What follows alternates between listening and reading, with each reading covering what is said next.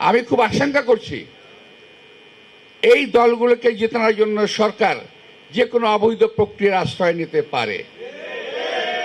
যেটা বিগত সরকার করেছিল, যেটা আওয়ামী লীগ সরকার করেছিল, আজকের যে সরকার তাদের কার্যক্রম স্পষ্টতই বোঝা যায় যে তারা নিজস্ব কোনো শক্তি তাদের নাই। এই সরকার দুটি দলের উপরে, একটি তাদের নিজস্ব সৃষ্ট দল আর একটা পুরনো দল, এদের উপরে ভর করে এই সরকার টিকে আছে। এই সরকারকে ওরা যা বলে, ওই দুটি দল যা বলে, এই সরকার তাই করে। সর্বশেষ প্রমাণ হলো একটা প্রতীক নিয়ে, নির্বাচনী প্রতীক। আমি প্রমাণ করে দিলাম আপনাদের।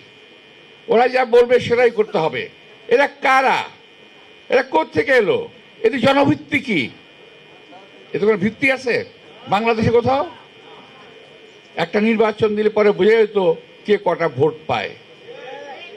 আমি খুব আশঙ্কা করছি এই দলগুলোকে জেতানোর জন্য সরকার যে কোনো অবৈধ প্রক্রিয়ার আশ্রয় নিতে পারে। যেটা বিগত সরকার করেছিল, যেটা আওয়ামী লীগ সরকার করেছিল, রাতের ভোট দিনে, দিনের ভোট রাতে, ঠিক না, এই সরকারও সম্ভবত এরকম কোনো কাজ করে ফেলবে। নইলে এই সমস্ত অনাকাঙ্ক্ষিত লোকজন, এই দেশের জনগণ যাদেরকে প্রয়োজনীয় মনে করে না, তারা আজকে লম্বা লম্বা কথা কিভাবে বলে আমি বুঝতে পারি না।